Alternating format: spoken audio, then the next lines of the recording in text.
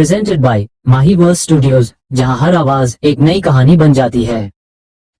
Shekhawat mention. Aarav की बात दोनों भाई बड़े ध्यान से सुन रहे थे, क्योंकि उन्हें सबसे पहले बातों से ही हल निकालना था। आरव ने आगे कहा, उस बॉक्स में कांची की न्यूड तस्वीरें थी। उन्हें देखकर मेरा दिमाग ही काम करना बंद कर दिया। उन तस्वीरों के साथ एक लेटर भी था, जिसमें लिखा था कि मैं खुद एक औरत हूँ तो औरत की इज्जत के साथ नहीं खेलूंगी, पर अगर हमारा खेल बिगाड़ा तो 2 मिनट नहीं लगाऊंगी खेल खत्म करने में। उसके बाद ना चाहते हुए भी मुझे वो केस हारना पड़ा, एक हादसे का नाम देकर। इतना सब हो जाने के बाद मैं कांची को वहाँ नहीं रखना चाहता था, इसलिए मैंने ये किया। पर मेरा यकीन मानो, मुझे नहीं पता था कि कांची वहाँ डिवोर्स पेपर्स छोड़कर आई है या वो प्रेग्नेंट है। अरमान ने कुछ सोचते हुए कहा, मतलब जिसने तुझे फोटोज भेजी वो एक लड़की है? आरव ने हाँ में सिर हिलाते हुए कहा, हाँ, शंकर उमापति की एकलौती, बदतमीज, बेगैल, निर्दय और घमंडी बेटी रागिनी उमापति। शंकर उमापति इंदौर का एमएलए और सबसे बड़ गुंडा दोनों हो। इंदौर में उसके सामने बोलने की किसी की हिम्मत नहीं है, और अगर कोई बोल गया तो वो बोलने लायक नहीं बचता है। रागिनी शंकर की एकलौती बेटी है, जो शंकर उमापति का गुरूर है। वो बहुत जालिम है और अपने बाप की ही तरह गलत काम करती है। ड्रग्स, मर्डर, शराब, हर इलीगल काम में उसका हाथ होता ही है। घमंड इतना कि जिस चीज को एक बार पसंद कर ले उसे अपना बनाकर रहती है, और अपनी इसी जिद के चलते उसने 3 बेकसूर लड़कों की जान भी ले ली, 2 को अपाहिज कर दिया है। मुझे नहीं पता था कि मैं उससे कैसे लड़ूं, पर कांची को इन सब से मैं दूर रखना चाहता था। इसलिए तो मैं मो बाबा को भी यही लेके आ गया हूँ, कम से कम वो यहाँ सेफ तो रहेंगे। आर्यन ने उसकी बातें सुनने के बाद एक गहरी सांस ली और एक डेविल स्माइल के साथ कहा, इसका मतलब अगला मिशन मिल गया। उसने ये कहा ही था कि अरमान ने कहा, नहीं, बिल्कुल नहीं, हालत देख अपनी, तू वहाँ नहीं जाएगा। आर्यन ने एक स्माइल के साथ कहा, बेटे, वहाँ मैं नहीं, तू जाएगा। उसकी बात सुन आरव और अरमान दोनों कंफ्यूज हो गए। अरमान ने उसे अजीब नजरों से देखते हुए पूछा, तो कौन सा प्लेन रेडी किया है ऑफिसर आर्यन शेखावत ने? आर्यन ने अब हंसते हुए कहा, इसका जवाब तुझे ऑफिसर आर्यन शेखावत नहीं, the playboy Aryan Shekhawat देगा। उसकी बातें आरव के पल्ले नहीं पड़ी, पर अरमान ने झटके से पीछे हटते हुए कहा, नहीं, बिल्कुल नहीं, मैं ये नहीं करूंगा। आर्यन ने हल्का गुस्सा करते हुए कहा, क्यों नहीं करेगा तू? करना पड़ेगा तुझे। अरमान ने दूर जाते हुए कहा, अबे माही मर जाएगी अगर उसे पता चला कि मैं क्या करने वाला हूँ तो। उद्धरण चिन्ह। आर्यन ने एक गहरी सांस लेकर कहा, हाँ, मैं जानता हूँ अरमान कि माही उन लड़कियों में से नहीं है जो अपने हक के लिए लड़े। वो टूट जाएगी, पर तुझे ये सच में नहीं करना है। प्लेन दिमाग में है, बस उसी के हिसाब से चलना है। जैसे ही हमें कांची की पिक्चर्स मिलेंगी कि वही खेल खत्म, उसके बाद मैं सब हैंडल कर लूंगा। और अगर तू ये नहीं करता है तो मुझे ही ये सब करना पड़ेगा। वैसे भी मैं अब ठीक हूँ। अरमान उसे एक आश के साथ देखने लगा। उसने परेशान होते हुए कहा, तुझे भूमि की फिक्र नहीं है? आर्यन ने मुस्कुराते हुए कहा, वो बहुत स्ट्रोंग है, लड़ना जानती है और अपना हक पाना भी, वरना ऐसे कांची के यहाँ होते हुए भी इतना सुकून से नहीं रह रही होती। उसकी बात सुन दोनों उसे हैरानी से देखने लगे तो आर्यन ने कहा, ऐसे क्या देख रहे हो? भले आरव मेरा भाई है, पर भूमि तो कांची की बहन नहीं है ना। उसे लगता है कि मुझे कुछ नहीं पता, पर देखी है मैंने उसकी आंखों में जलन, मुझे लेके उसका पॉजिटिव होना। मुझे दिखता है उसे नहीं अच्छा लगता कांची का मेरे साथ इतना नॉर्मल बिहेव करना, पर वो जानती है कि मैं उसे नहीं छोड़ सकता और धोखे की तो अब कोई गुंजाइश ही नहीं है, इसलिए चुपचाप रहती है। अरमान ने अब एक गहरी सांस लेकर कहा, तो इसका मतलब मुझे ये करना ही पड़ेगा? आर्यन और आरव दोनों ने हाँ में सिर हिलाया तो अरमान ने सिर नीचे चुका लिया। उसने एक गहरी सांस लेकर कहा, ओके, तो दोनों खुश हो गए। आर्यन ने आरव से रागिनी की सारी इन्फॉर्मेशन अरमान को देने को कहा और कांची को सारा सच बताकर उसे और अरमान दोनों को ही साथ लेकर 2 दिन बाद इंदौर जाने को कहा। रेड के मसूरी वाले हादसे के बाद अब घर में सबको पता था कि इस घर के सारे जेंट्स पुलिस ऑफिसर्स हैं, तो अब उन्हें मिशन के लिए कोई रोक टोक भी नहीं थी। पर सांची को ये बुरा जरूर लगा था कि उसे अब तक ये सारी बातें छुपी हुई थी। घर वालों को विराट और करण का तो पता ही था, पर अभय, अरमान और आर्यन का नहीं पता था, जो अब पता चल चुका था। खाने के वक्त सब इकट्ठा हुए तो अरमान और आर्यन ने ये कहकर बात खत्म कर दी कि दोनों के बीच सिर्फ गलतफहमियां पैदा हो गई थी और कुछ भी नहीं। और कांची को भी आरव अरमान के कहे मुताबिक सच बता चुका था, और जैसा कि प्लान था सब ठीक ठाक ही चल रहा था। अरमान ने सिर्फ 2 दिनों के अंदर ही रागिनी की सारी इन्फॉर्मेशन निकाल ली और 2 दिन बाद सबसे मिलकर अरमान कांची और आरव के साथ घर को निकल गया। उसने घर में सबको ये बताया था कि इंदौर में ही उसे एक काम से जाना है, तो वो जब तक इंदौर में रहेगा कांची और आरव के साथ ही रहेगा। तो सब मान भी गए। माही ने भी अरमान को नहीं रोका और उसे सही सलामत वापस आने का बोला। यहाँ दूसरी तरफ इंदौर में एक बड़ा सा घर और उसकी टेरेस पर एक लड़की अपने हाथ में गन लिए खड़ी थी। उसने ब्लैक शर्ट, जींस वीर जैकेट पहनी थी, दिखने में खूबसूरत जैसे कोई जलता हुआ अंगारा हो। वो रेलिंग से लगकर खड़ी थी और उसके पास एक और आदमी खड़ा था जो डर की वजह से कांप रहा था। उस लड़की ने अपनी गन के साथ खेलते हुए और सामने खूबसूरत नजारे को देखते हुए ही बड़े एटीट्यूड के साथ कहा, रागिनी उमापति, ये नाम खुद में है एक ब्रांड है और तुमने इस नाम को उछालने की कोशिश की। उस आदमी ने डरते हुए कहा, अरे रागिनी जी, आपने खुद ही तो कहा था ना कि आपके लिए प्यार सिर्फ फायदा है, तो यही हमने छापा था। रागिनी ने हल्के हाथ से अपने सिर को सहलाते हुए कहा, मतलब हम जो बोलेंगे तुम वो लिख दोगे? तो चलो, हमने बोला। पत्रकार नवीन मिश्रा का घर की छत से गिरकर देहांत हो गया, ये हो जाएगा ना? अब वो आदमी और ज्यादा डर रहा था और अचानक ही उसकी एक चिक सुनाई दी जो दिल दहलाने के लिए काफी थी। रागिनी ने उसे टेरेस से नीचे फेंक दिया था। उसने फिर टेरेस से नीचे देखा तो नीचे नवीन की लाश पड़ी थी। उसने उसे देखते हुए कहा, अब लोग कहेंगे एक अच्छा पत्रकार हुआ करता था। उसने अपने गोरे चेहरे पर काला चश्मा चाया और हंसने लगी। उसके आसपास खड़े वो लोग जिन्होंने काले रंग के कपड़े पहने थे, सब उसके साथ हंसने लगे। रागिनी ने अपनी कमर में बंदूक को ठुनसा और नीचे चली आई। नीचे हॉल में एक सोफे पर 50-55 साल का कोई आदमी बैठा था, सफेद कुर्ता पजामा और ऊपर ग्रे कलर का हाफ कोट। रागिनी ने आकर उसके पैर छूते हुए कहा, प्रणाम बाबूजी, कैसे आना हुआ? वो भी इतनी रात को? आप तो मीटिंग में गए थे ना? ये थे शंकर उमापति, रागिनी के पापा। उन्होंने रागिनी को आशीर्वाद देते हुए कहा, खुश रहो, हम तुम्हें यहाँ एक खबर देने आए थे। रागिनी ने उनके सामने बैठते हुए कहा, बताइए। तो शंकर ने कॉफी टेबल पर एक फोटो रखते हुए कहा, व्यास बाबू नया पहरेदार लेकर आए हैं, जरा पता लगाओ कौन है ये, और प्रसाद भी देते ही आना। रागिनी मुस्कुराई। उसने वो फोटो लिया और अपने कमरे में चली गई। उसे जाता देख शंकर ने खुद से ही कहा, जब रागिनी को अपने सामने देखते हैं तो गर्व होता है हमें खुद पर कि हम रागिनी के पिता हैं। ऐस बड़ी ही बेटी देकर भगवान ने हमें धन्य कर दिया जो 100 बेटों के बराबर है। यहाँ कमरे में आकर रागिनी ने सबसे पहले अपना जैकेट उतारा और नहाने चली गई। कुछ देर में नहाकर बाहर आए तो उसने वार्डरोब को खोला जिसमें सारे लटके वाले कपड़े थे। उसने पीछे मुड़कर देखा तो घड़ी में रात के 10 बज रहे थे। उसने वो वार्डरोब बंद कर दिया और दूसरा वार्डरोब खोला जिसमें सारे लड़कियों के कपड़े थे। रागिनी ने इन सारे कपड़ों को छूते हुए कहा, हम भले ही एक लड़के की तरह रह ले, कितने ही बुरे क्यों ना बन जाए, पर ये बात हम कभी नहीं टाल पाएंगे कि हम एक लड़की है। उसने उन कपड़ों में से एक हल्का सा अनारकली सूट पहना और जाकर बेड पर लेट गई। अचानक उसकी नजर टेबल लैंप के पास पड़ी उस फोटो पर गई जो उल्टी रखी हुई थी। रागिनी ने वो फोटो हाथ में ली और पलट कर देखा। ये तस्वीर अरमान की थी और रागिनी बस उसे देखती ही रह गई। इसने फोटो को ध्यान से देखते हुए कहा, तो तुम हो व्यास जी के नए पहरेदार, चलो तुम्हें प्रसाद दे ही देते हैं। रागिनी ने उस फोटो को अपने तकिए के नीचे रखी और बेड पर लेट गई। उसने सीलिंग को घूरते हुए कहा, चलो मौ, हम तो चले सोने, आप भी ख्याल रखिएगा। और उसने अपनी आंखें बंद कर ली। Chapter 202 photography Indore. सुबह का वक्त, पार्क में बेंच पर एक लड़की गिटार लिए बैठी थी। वो गिटार ट्यून करने की कोशिश कर रही थी पर उसे शायद हो ही नहीं रही था। उस लड़की से थोड़ी दूरी पर अरमान बैठा था जिसके कान पर एयरफोन्स लगाए हुए थे। वो माही से बातें कर रहा था और सामने से माही उसे कह रही थी, क्या बात है अरमान, इंदौर गए 1 हफ्ता हो गया और आज कॉल कर रहे हैं आप, कोई दूसरी पटा ली है क्या? उसकी बात सुन अरमान ने हल्का हंसते हुए कहा, तुम्हें एक को संभाल लूं, वही बहुत है। दोनों हल्का हंसे और अचानक माही ने कहा, अरमान, ये गिटार की आवाज है ना? अरमान ने अपने पास में बैठी लड़की को देखा और कहा, हाँ मेरे पास एक लड़की बैठी है, वो प्ले कर रही है। माही ने उसकी बात सुनकर खुश होते हुए कहा, तो आप कोई गाना गाओ ना प्लीज। अरमान ने उसकी बात सुन यहाँ वहाँ देखते हुए कहा, माही यहाँ बहुत लोग हैं। तो माही ने फिर कहा, तो क्या हुआ, आप मेरे लिए गाए ना? अरमान ने एक गहरी सांस लेकर कहा, ओके। सामने से माही के क्लैप करने की आवाज आई। अरमान ने उस लड़की की ओर देखते हुए कहा, सुनिए। उस लड़की ने अरमान की तरफ देखा तो अरमान ने कहा, क्या मैं आपका गिटार प्ले कर सकता हूँ?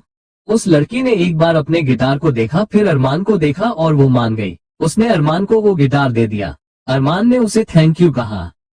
उसने वो गिटार अपनी दोग में रखा और उसे ट्यून करने लगा, और जैसे ही लोगों ने इतनी प्यारी धुन सुनी, सब उसके आसपास इकट्ठा होने लगे। और इन सब में एक और शामिल थी जो अरमान के गिटार की आवाज सुनकर वहीं तक चली आई, और वो थी रागिनी जो यहाँ जॉगिंग करने ही आई थी। उस भीड़ में वो भी इकट्ठा हो गई, और अरमान जो अब तक गिटार सिर्फ बजा रहा था, वो साथ में गाने भी लगा।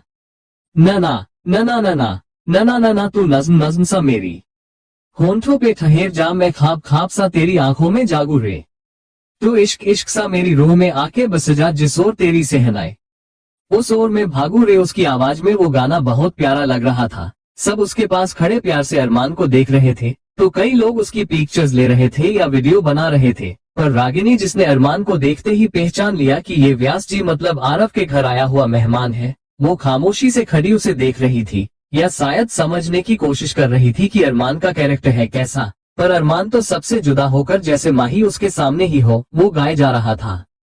हाथ थाम ले पिया करते हैं वादा, अब से तू आरज़ू, तू है इरादा, मेरा नाम ले पिया मैं तेरी रुबाई, तेरे ही तो पीछे पीछे बरसात आई। उसने इतना गाया ही था कि सामने से बच्चे के रोने की आवाज आने लगी। अरमान चुप हो गया, तो माही ने कहा, ओके अरमान, आपकी लाडली उठ चुकी है, मैं आपसे बाद में बात करती हूँ। माही ने फोन रख दिया, पर अरमान के चेहरे पर बड़ी सी स्माइल आ गई। उसने ऊपर नजरें उठाकर देखा तो सब उसे ही देख रहे थे। उन सब में से एक ने कहा, सर वाह, दिल खुश हो गया, सुबह सुबह आपकी आवाज सुनकर, आपकी आवाज में जादू हो जैसे। अरमान ने मुस्कुराकर सबको थैंक यू कहा और उस लड़की को गिटार वापस देते हुए थैंक यू कहा। उस लड़की ने अरमान के हाथ से गिटार लेते हुए कहा, सर आप सच में बहुत अच्छा गाते हो, और ये गिटार भी मुझसे प्ले नहीं होता, पर आपने इसे कितना अच्छे से प्ले किया, क्या आप मुझे भी सिखा सकते हो?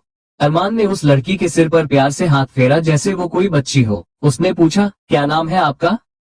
उस लड़की ने मुस्कुराते हुए कहा, संजना। हाँ, ये वही लड़की थी जिसने मुंबई में विराट को प्रपोज किया था। अरमान ने प्यार से कहा, बड़ा प्यारा नाम है, और रही सीखने की बात, तो मैं सुबह 2 घंटे यही रहता हूँ, सिखा सकता हूँ। जैसे ही अरमान ने ये कहा कि उसके आसपास खड़े लोगों में से कुछ लड़कों और लड़कियों ने भी सीखने की जीत की, तो अरमान ने सबसे कहा कि सब कल गिटार लेकर सुबह 7 बजे यही आ जाए।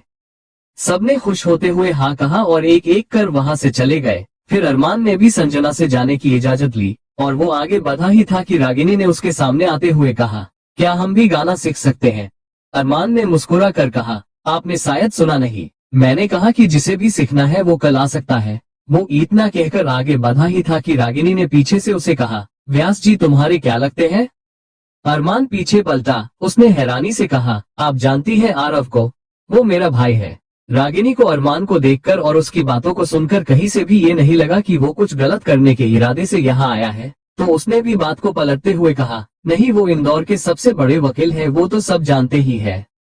अरमान ने कुछ सोचते हुए कहा, ओह कोई बात नहीं, फिलहाल मैं जल्दी में हूँ, आपसे मिलके अच्छा लगा। वो इतना बोलकर वहां से चला गया और रागिनी बस उसे देखती रह गई। उसने अपना फोन निकाला और किसी को कॉल किया। सामने वाले आदमी की कॉल उठाते ही रागिनी ने कहा, एक फोटो भेज रहे हैं, सारी इन्फॉर्मेशन चाहिए हमें उसकी। सामने वाले शख्स ने ओके कहा और वो वहां से चली गई। अरमान वॉक करते हुए ही घर आया, जहां कांची ने नाश्ता रेडी कर दिया था। अभी इंदौर में सिर्फ आरव, कांची, अरमान और अभीक थे। हर्षद और दिया को आरव ने मुंबई ही छोड़ रखा था, ताकि उन्हें कुछ ना हो। अरमान जब घर वापस आया, वो सीधा अपने कमरे में गया और रेडी होकर आ गया। सबने साथ में बैठकर खाना खाया। फिर आरव अपने ऑफिस चला गया। कांची अभीक को लेकर स्कूल चली गई। वो स्कूल टीचर थी, बच्चों को पढ़ाती थी, और अभीक भी उसी स्कूल में पढ़ा करता था। अब घर में था सिर्फ अरमान, जिसने अपना कैमरा उठाया और बाइक लेकर निकल पड़ा इंदौर की सड़कों पर। ये अरमान की एक हॉबी ही थी, उसे फोटोग्राफी का बहुत शौक था। उसे जहां पर भी कुछ अच्छा दिखता वो उसे अपने कैमरे में कैद कर लेता। अरमान तो अपने मन की कर रहा था, पर कोई और भी था जो उस पर अपनी नजरें गधाए बैठा था। अरमान ऐसे ही इंदौर घूम रहा था और उसने एक बोर्ड देखा। ये किसी ऑर्फनेज का बोर्ड था। नाम था Umapati orphanage and old age home. Armaan को ये कुछ अजीब लगा।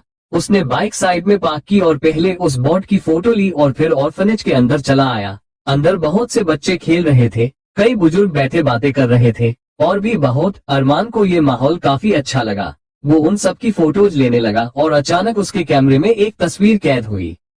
अरमान ने देखा तो ये रागिनी थी, जिसके साथ में गन थी। उसने ब्लैक जींस और रेड कुर्ता पहना था और उस पर हाफ कोट, वो जैसे कोई गुंडी लग रही थी। अरमान ने अपना कैमरा नीचे किया और उस देखने लगा। रागिनी किसी को पकड़े खड़ी थी। वो आदमी रो रहा था, पर ना तो कोई बुजुर्ग उन पर ध्यान दे रहा था, ना कोई बच्चा उस तरफ देख रहा था। पर अरमान खड़ा ये सब देख रहा था और अचानक रागिनी की नजर अरमान पर गई। उसने उस आदमी को ले जाने का इशारा किया तो उसके आदमी पकड़कर ले गए उस आदमी को। रागिनी ने अपनी गन कमर में खोंची और अरमान की तरफ आते हुए कहा, क्या हुआ, डर गए? पहले कभी गन नहीं देखी क्या? अरमान ने अपने कैमरे को अपने गले में डालते हुए कहा, मुझे इन सब से डर नहीं लगता। मैं एक जर्नलिस्ट हूँ, ये सब तो आए दिन देखता रहता हूँ, पर ये पता नहीं था कि आप भी ये सब करती है। रागिनी ने उसकी बात सुन हंसते हुए कहा, क्यों, लड़की है इसलिए ये बोल रहे हो? अरमान ने एक मुस्कान के साथ नामे सिर हिलाते हुए कहा, नहीं, आप अच्छे दिल की लगी इसलिए कहा। खैर मैं तो यहाँ ऐसे ही चला आया था, अब चलता हूँ। उसने ये कहा और वो वहाँ से चला गया और एक बार फिर रागिनी बस उसे देखती रह गई। यहाँ मुंबई में आर्यन और करण दोनों साथ बैठे थे। दोनों ही लैपटॉप पर कुछ कर रहे थे और करण ने एकदम से गहरी सांस लेते हुए कहा, हो गया आखिरकार। आर्यन ने भी ऐसे ही उसे स्माइल देते हुए कहा, हम अब अरमान की सारी इन्फॉर्मेशन वही मिलेगी उन लोगों को जो हम चाहते हैं, ऊपर से आहान भी वही है उसकी हेल्प के लिए। करण ने उसकी बात सुनकर कुछ सोचते हुए कहा, वैसे मानना पड़ेगा ये आहान है सिर्फ 24 साल का, पर उसकी स्किल्स किसी प्रोफेशनल से कम नहीं है। आर्यन ने बस हाँ में सिर हिलाया। वो कुछ सोच रहा था और ये वही बात थी शायद जो इंदौर में अरमान सोच रहा था। यहाँ इंदौर की खाली सड़क पर संजना बस ऐसे भी चली जा रही थी। रात बहुत हो चुकी थी और वो थी भी अकेली। अचानक एक कार उसके सामने आकर रुकी। संजना ने डरते हुए उस कार की तरफ देखा तो उस कार में से एक शख्स बाहर आया। उसने संजना की तरफ देखते हुए कहा, अरे मैम आप डरिए मत, वो तो रात सुनी और आप सड़क पर ऐसे ही चले जा रही थी तो सोचा आपको लिफ्ट दे दो। चैप्टर 203 डेविल बनना है। इंदौर भाई मेरे रीडर्स ना वैसे तो बहुत समझदा है, बस कभी कभी नादानी कर देते हैं। कोल्ड स्वेट स्माइल पर इस बार एकदम सही।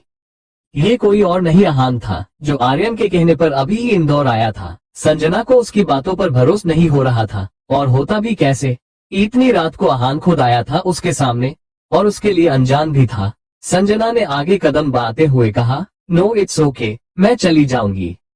आहान उसकी बात समझ रहा था। वो जानता था कोई भी लड़की ऐसे ही किसी भी अनजान इंसान पर भरोसा नहीं करेगी और अगर वो इंसान उसे रात में ऐसे सड़क पर मिला हो तब तो बिल्कुल नहीं। उसने संजना को रोकते हुए फिर कहा, देखिए मैम, मेरा काम है ये, आपको घर सही सलामत पहुंचा दूंगा, आप चलिए मेरे साथ। यहाँ इतनी रात को आपका ऐसे अकेले जाना सही नहीं है। अब संजना को उसकी बातों से इरिटेशन हो रही थी। उसने एक बार चिढ़ते हुए कहा, मैंने कहा ना मुझे आपके साथ नहीं जाना, आपको क्यों मेरी बात समझ नहीं आती? यह लड़की देखते ही अपने आप सारी समझ उड़न छू हो गई। उसकी बात सुन आहान उसे बिना किसी भाव के देखने लगा।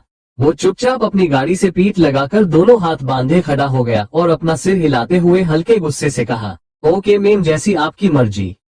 संजना वहां से आगे बढ़ गई। आहान वही खड़ा था। अभी संजना कुछ ही दूरी पर गई होगी कि सेम सिम 3 लड़के शराब के नशे में धुत होकर झूमते हुए सामने से चले आ रहे थे। संजना ने उन्हें देखकर अनदेखा कर दिया और चुपचाप आगे बढ़ने लगी, पर उन लड़कों की नजर अभी भी सिर्फ संजना पर भी थी और वो भी आगे बढ़ रहे थे पर संजना की तरफ। संजना को खतरा महसूस हो गया। उसने अपने हाथ में पके फोन से चुपचाप पुलिस को कॉल कर दी और जब तक वो लड़के उसके पास पहुंचे तब तक सामने से किसी ने फोन उठा भी लिया, पर इससे पहले कि संजना कुछ कहती उन चारों लड़कों ने उसे घेर लिया। संजना डर गई थी, पर ऐसे अपने साथ गलत कैसे होने देती। उसने अपना दिमाग लगाया और कहा, तुम लोगों ने यहाँ इंदौर की इस सुनसान सड़क पर मेरा रास्ता क्यों रोका है? फोन के उस तरफ जो पुलिस ऑफिसर था उसने भी ये सुना। वो जल्दी से अपनी सीट से उठा। उसने भी कॉल कट नहीं किया। यहाँ उन लड़कों में से एक ने कहा, अरे इतना भी नहीं समझती, एक लड़की को कोई लड़का सुनसान सड़क पर क्यों रोकता है? वो संजना की तरफ बढ़ने लगे। संजना को अब डर लग रहा था। हाँ, उसने पुलिस को कॉल कर दिया था पर उन्हें आने में भी टाइम था, पर तब तक क्या? उसने मुड़कर आहान को देखा जो अपने नाखून चबा रहा था और उन्हें दांतों से ही ठीक कर रहा था। सब उसकी आंखों के सामने ही हो रहा था पर उसे जैसे कोई फर्क नहीं पड़ रहा था। वो एकदम रिलैक्स होकर खड़ा था। वो लड़के संजना के और करीब जा रहे थे। अब संजना ने उस लड़के को धक्का दिया और भागकर सीधा आहान के पास आए और आहान को आकर कहा, प्लीज मेरी हेल्प कर दीजिए। वो लड़के भी उसके पीछे आहान तक आए। संजना अहान के पास छुपाने की कोशिश कर रही थी। उन लड़कों में से एक ने अहान को देखते हुए कहा, ओए, लड़की को हमारे हवाले कर दे। उस लड़के की बात सुन अहान संजना के सामने से हट गया। संजना बस ये देखती ही रह गई। अहान ने साइड में जाते हुए कहा, जो करना है करो।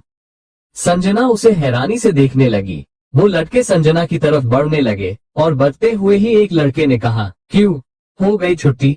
तुझे लगा कोई तुझे बचा लेगा?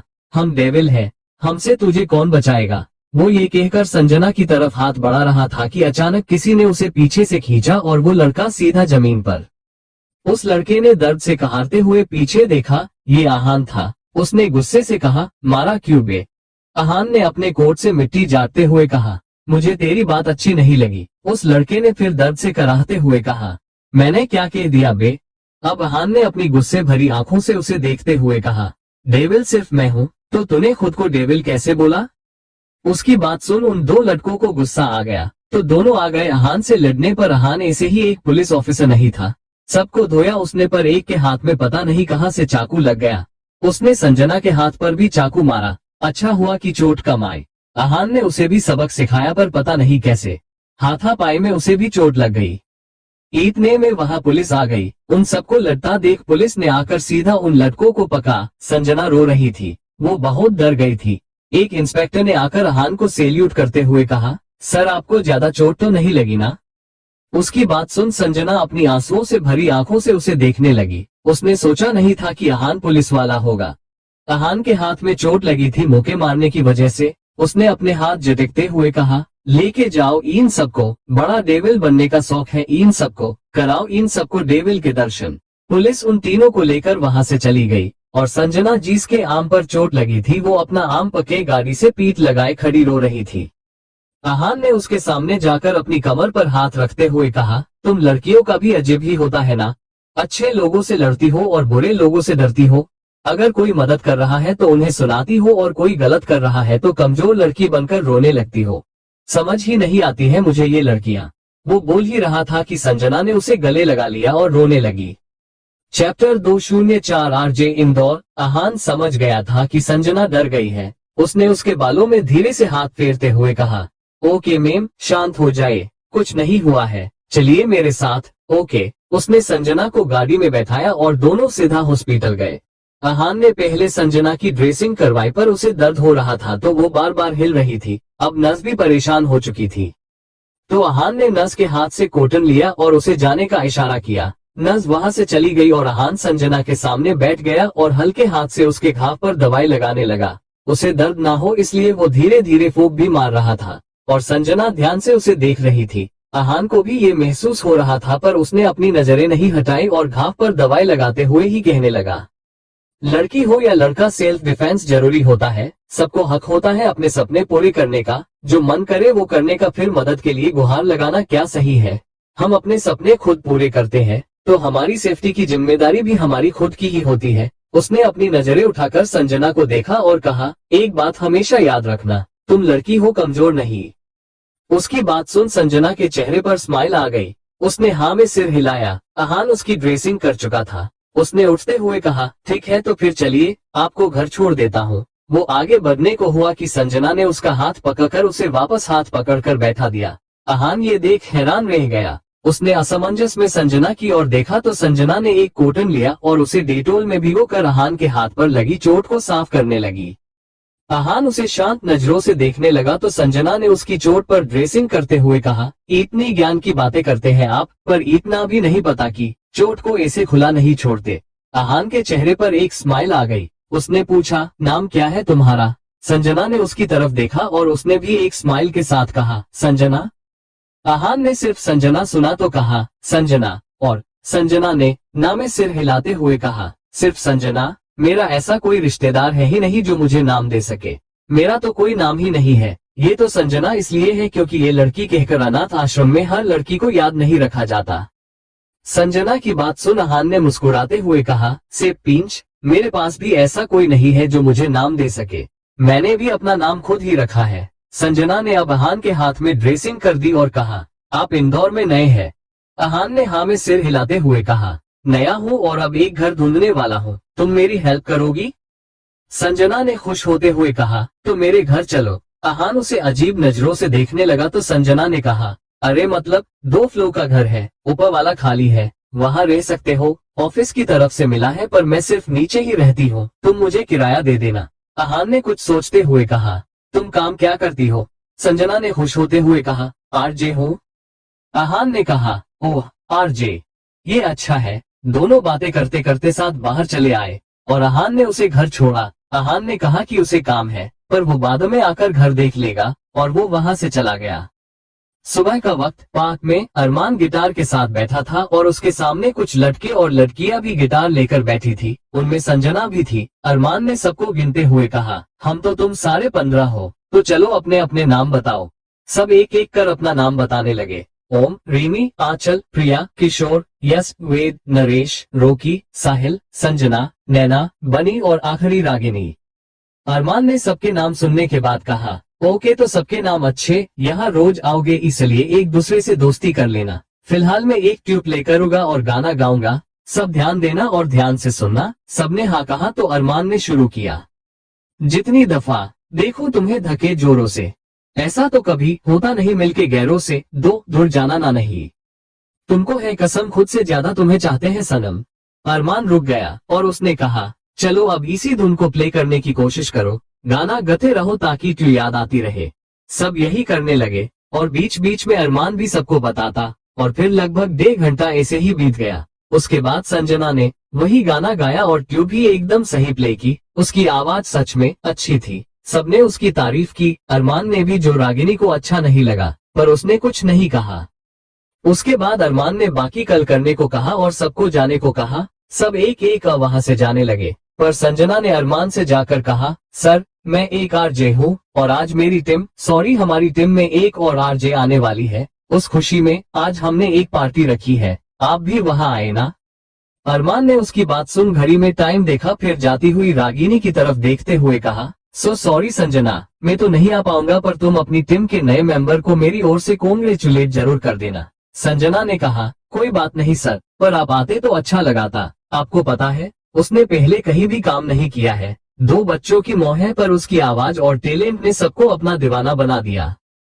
सबने उसकी आवाज सुन पहली बारी में ही उसे सिलेक्ट कर लिया और अब आज ही वो मेरे घर आने वाली है, मेरे ही साथ रहेगी और हम साथ में ही काम करेंगे। उसकी बातें सुन अरमान ने कहा, ये बहुत अच्छी बात है कि वो 2 बच्चों के साथ भी अपना करियर बनाना चाहती है, वरना मैं जिसे जानता हूँ उसकी सोच है कि पति और बच्चों से बका कुछ और है ही नहीं, पर काश कि वो भी कुछ करे। खैर मैं तुमसे बाद में मिलता हूँ। अरमान वहां से चला गया और इतनी ही देर में संजना का फोन बजा। उसने देखा तो कॉलर आईडी पर माही शो हो रहा था। ये देखते ही संजना ने जल्दी से फोन उठाकर कहा, तुम्हें पता है मैं अभी तुम्हारी ही बात कर ही थी। सामने से माही की आवाज आई, अरे किसी को मत बताना बोला था ना, मैं ये बात सीक्रेट रखना चाहती हूँ, किसी को सरप्राइज देना है, अगर गलती से भी उसे कुछ पता चल गया ना तो। उसने इतना ही कहा था कि संजना ने कहा, ओके ओके, मैं किसी से कुछ नहीं कहूंगी, तुम बताओ कहाँ पहुंची। माही ने सामने से कहा, 2 घंटे में पहुंच जाऊंगी। संजना ने ओके कहकर कॉल कट कर दिया और यहाँ अरमान बाहर निकलकर बाइक पर बैठा ही था कि रागिनी उसके सामने आ गई। उसने कहा, क्या हुआ, आपको कुछ चाहिए? रागिनी ने मुस्कुराकर नामे सिर हिलते हुए कहा, जो चाहिए वो वक्त है, दे पाएंगे आप? अरमान ने एक स्माइल के साथ कहा, अगर हो पाया तो आप बताओ। रागिनी ने अपनी आंखों पर गॉगल्स चाहते हुए कहा, आज रात मूनलाइट पब में एक पार्टी है, आप आना चाहेंगे? अरमान ने कुछ सोचते हुए कहा, पता नहीं, पर वक्त मिला तो जरूर आ जाऊंगा। रागिनी ने ओके कहा और वहां से चली गई। अरमान ने भी अपनी आंखों पर गॉगल्स चाहते हुए खुद से ही मन में कहा, ऊंट पहाड़ के नीचे आ रहा है, बस आज रात और पूरा खेल खत्म। उसने अपनी बाइक स्टार्ट की और वहां से चला गया। यहाँ मुंबई में आर्यन ने हैरानी से सबसे पूछा, पर माही को ऐसे अकेले बच्चों को लेकर बनारस जाने की क्या जरूरत थी? वो किसी के साथ भी जा सकती थी ना। वो सबको डांट रहा था माही को अकेले भेजने के लिए, पर भूमि ने उसे शांत कराते हुए कहा, आर्यन, माही ने कहा कि अरमान वैसे भी यहाँ नहीं है, तो इतने दिन वो अपने दादा दादी के साथ रह लेगी, इसलिए हमने उसे नहीं रोका। आर्यन मन में सोचने लगा, अब अगर अरमान का फोन आया और माही के बारे में पूछा तो वो क्या जवाब देगा। उसने अरमान से वादा किया था कि वो पूरा फोकस मिशन पर रखे, माही और बच्चों का ख्याल आर्यन खुद रखेगा, पर अब क्या? सबने उसे समझाया कि ज्यादा टेंशन ना ले, माही ठीक है और पहुंचकर फोन कर देगी। चैप्टर 205 न लाइट इंदौर। शाम होने को थी। अरमान घर ही था और अहान उससे मिलने आया था। दोनों अपने मिशन को लेकर थोड़ी देर बातें करने लगे और कुछ देर बात करने के बाद अरमान ने अहान से पूछा, वैसे अहान तुम रुके कहाँ हो? इंदौर में तुम्हारा घर है? अहान ने नामे सिर हिलाते हुए कहा, नहीं सर, मेरा यहाँ कोई घर नहीं है, पर मैंने एक घर देख लिया है और अभी वही जा रहा हूँ। वो अकेली लड़की है, आज उसकी दोस्त भी आ गई है कोई, तो मैं ऊपर वाले फ्लोर पर ही रहूंगा। अरमान ने हाँ में सिर हिलाकर कहा, ओके, पर अगर तुम यहाँ रहना चाहो तो रह सकते हो, ये भी तुम्हारा ही घर है। अहान ने अब उठते हुए कहा, कोई बात नहीं सर, मैं सिर्फ एक मिशन के लिए यहाँ आया हूँ, उसके बाद यहाँ से कहीं और जहाँ आर्यन सर बोले। मैं किसी को तकलीफ नहीं पहुँचाना चाहता, अब मैं चलता हूँ। अरमान ने भी उठकर उससे हैंडशेक किया। उसके बाद अहान वहाँ से चला गया और अरमान तैयार होने चला गया। आज उसे अपने मिशन का एक बहुत बड़ा भाग पूरा करना था। उसने white shirt with black jeans और साथ में ब्लैक जींस जैकेट पहना था, बल्कि सूट, हाथ में महंगी घड़ी और वो कातिलाना एक्सप्रेशंस के साथ वो डेसिंग लग रहा था। आज तो लड़कियां उसे देखकर बेहोश ही होने वाली थी। वो रेडी होकर नीचे आया। उसने कांची से लेट घर आने को कहा, अपनी बाइक की चाबी ली और निकल पड़ा। कुछ देर बाद वो मूनलाइट पब में पहुंचा। रात के 8:30 बज चुके थे। अरमान अंदर आया। चारों तरफ रंग बिरंगी लाइट्स और डांस फ्लोर पर नाचते वो लोग। अरमान काउंटर पर गया और वही एक सीट पर बैठकर सबको देखने लगा और उसकी नजर अचानक इस लड़की पर गई। उसने बहुत प्यारी व्हाइट ऑफ शोल्डर ड्रेस पहनी थी, पर वो उसकी खड़ी थी जिससे अरमान को उसका चेहरा नहीं दिख रहा था। अरमान को आज पहली बार माही के अलावा किसी का चेहरा देखने का दिल हो रहा था। उसने जरा झुक कर देखा, पर इसे उस लड़की का चेहरा दिखा ही नहीं और अचानक उस लड़की के पास 3-4 लड़कियां आ गई, जिससे अरमान को समझ ही नहीं आया कि वो लड़की गई कहाँ। वो उसे देख ही रहा था कि बारटेंडर ने उसे आवाज लगाते हुए कहा, सर क्या लेंगे आप? अरमान ने एकदम से उसे देखते हुए कहा, कोकटेल, और वो तुरंत वापस उस तरफ देखने लगा, पर अब वहाँ कोई नहीं थी। अरमान ने खुद ही से कहा, सिट। पता नहीं क्यों, पर अरमान को बहुत बुरा लगा कि वो उस लड़की का चेहरा नहीं देख पाया। उसने खुद से ही कहा, ये क्या हो रहा है? जो फीलिंग माही को देखकर मन में आती है, आज वो किसी और को देखकर मन में क्यों आई? उसने अपना सिर झटका और इतने में बारटेंडर ने उसे एक ग्लास कॉकटेल देते हुए कहा, सर कॉकटेल। अरमान ने जैसे ही ये सुना, उसने हैरानी से उस ग्लास को देखा और फिर बारटेंडर को देखते हुए कहा, मैं ड्रिंक नहीं करता। बेचारा बारटेंडर उसे अजीब नजरों से देखने लगा तो अरमान ने कहा, नाम क्या है तुम्हारा? उसने कहा, मयूर। अरमान ने फिर आसपास देखते हुए कहा, ओके, एक लेमन जूस दो। मयूर ने हाँ में सिर हिलाया और उसे लेमन जूस देते हुए कहा, सर लोग इसे नशा उतारने के लिए पीते हैं और आप पहले ही। अरमान कुछ कहने को हुआ कि उसे संजना की आवाज आए। उसने पीछे मुड़कर देखा और कहा, तुम यहाँ कैसे? संजना ने खुश होते हुए कहा, सर हम भी यही पार्टी के लिए आए हैं और आपको भी यही आना था, इसलिए आपने हमें मना किया ना? अरमान ने हाँ में सिर हिलाया और वो कुछ कहने को हुआ कि संजना ने फिर कहा, ओके, मैं आपको अपने 2 नए दोस्तों से मिलवाती हूँ। इतना कहकर उसने आवाज लगाई, माही, अहान। जैसे ही अरमान ने ये 2 नाम सुने, उसने झटके से मुड़कर पीछे देखा और ये कोई और नहीं, उसी के अहान और माही थे। अरमान की आंखें उन दोनों को अपने साथ देख खुली की खुली रह गई। माही के चेहरे पर एक बहुत प्यारी स्माइल थी और अरमान की नजरें उसके चेहरे पर। वो कुछ कहने को हुआ कि माही के पीछे से आती रागिनी ने कहा, अरे आ गए आप, चलिए हम आपको अपने दोस्तों से मिलवाते हैं। वो ये कहकर अरमाना का आम पकड़कर उसे अपने साथ ले गई। माही ने पीछे मुड़कर उसे देखा और अरमान भी उसे ही देख रहा था। माही के चेहरे पर एक स्माइल थी और उसने अरमान को भी स्माइल करने का इशारा किया। अरमान ये देख हैरान रह गया। क्या माही जानती थी कि अरमान यहाँ किस मिशन पर आया है? अचानक माही का फोन बजा। उसने फोन उठाया और कुछ देर बात करने के बाद संजना से कहा, संजू, बच्चे उठ गए हैं, क्या हम घर चल सकते हैं? संजना ने हाँ कहा तो अहान भी उन दोनों के साथ ही निकल गया। तीनों संजना के घर आ गई और वो मेघ जो बच्चों को संभाल रही थी, वो उनके घर आने के बाद वापस लची गई। बच्चे रो रहे थे पर दोनों ही बहुत प्यारे थे, तो अहान और संजनी दोनों बच्चों को लेकर खड़े हो गए और उन्हें चुप कराने लगे। दोनों को बच्चे बहुत प्यारे लग रहे थे। बच्चों को सुलाने के बाद अहान ऊपर चला गया। संजना भी अपने कमरे में चली गई और माही भी अब फ्री थी। वो फ्रेश होने चली गई। कुछ देर बाद वापस आई और कल के लिए तैयारी करने लगी। कल उसके शो का पहला दिन था। रात के करीब 12 बजे घर की घंटी बजी। संजना शायद सो चुकी थी तो वो दरवाजा खोलने नहीं आई, तो माही को ही बाहर आना पड़ा और जैसे ही उसने दरवाजा खोला, सामने खड़े शख्स को देखकर वो हैरान रह गई। चैप्टर 206 लव अड्डा 98.2 FM इंदौर। माही सामने खड़े शख्स को देखकर कुछ बोल ही नहीं पाए, क्योंकि ये कोई और नहीं अरमान ही था, और वो दरवाजे पर खड़ा बिना किसी भाव के माही को ही देख रहा था। माही ने भी कुछ नहीं कहा और दरवाजे से हट गई। अरमान चुपचाप अंदर आया और दरवाजा बंद कर लिया। माही से बिना पूछे वो उस कमरे में चला गया जिस कमरे का दरवाजा खुला था। अंदर जाकर देखा तो दोनों बच्चे सो रहे थे। अरमान के चेहरे पर एक मुस्कान तैर गई। उसने आरोही को अपनी गोद में लिया, जिस वजह से उसकी भी आंख खुल गई, और उसने जैसे ही अरमान को देखा वो खिलखिला उठी और अरमान के चेहरे को अपने नन्हे हाथों से खरोंचने लगी। अरमान ने भी प्यार से उसके पूरे चेहरे को चूम लिया। उसने आरोही को बेड पर बैठाया और खुद भी उसी के पास बैठ गया। उसने माहिर को देखा और प्यार से उसके भी माथे को चूम लिया। वो उसे जगाना नहीं चाहता था और आरोही को भी वो सुलाने लगा। उसने आरोही को सुलाया और खड़ा हो गया। इस बीच उसने एक भी बार माही की तरफ नहीं देखा और अब वो माही की तरफ पलटा। उसने अपने दोनों हाथ पॉकेट में डाले और एक टीचर की तरह पूछा, तो अब क्या मैं जान सकता हूँ कि घर पर बनारस का बोलकर दोनों बच्चों के साथ तुम इंदौर में क्या कर रही हो? माही ने अपना सिर झुकाया और आकर उसे गले लगाते हुए कहा, आपने कहा था कि कुछ करो, सिर्फ ऐसे आपके पीछे जिंदगी ना गुजारो, इसलिए मैंने आरजे के लिए जो ऑडिशंस चल रहे थे उसमें अपनी आवाज रिकॉर्ड करके भेजी। कुछ दिन बाद उनका कॉल आया कि उन्हें मेरी आवाज पसंद आई है और वो मेरा इंटरव्यू लेना चाहते हैं। उन्होंने ऑनलाइन ही मेरा इंटरव्यू लिया और उन्हें मैं पसंद आ गई। उन्होंने मुझे सिलेक्ट कर लिया और फिर उन्होंने मेरे साथ एक शो शुरू करने के बारे में सोचा। मैं इतने दिन से उसी की तैयारी में थी और कल वो दिन है। सोचा था आप डायरेक्ट आवाज सुनेंगे तो आपको सरप्राइज मिलेगा, पर मुझे क्या पता था कि संजना के फ्रेंड आप ही हो। उद्धरण चिन्ह। माही ये सारी बातें धीमे धीमे बोल रही थी और अरमान चुपचाप सुन रहा था। अचानक उसे कुछ याद आया और उसने कहा, तुमने रागिनी को मेरे साथ देखकर भी मुझे जाने को क्यों कहा? तुम जानती हो उसे?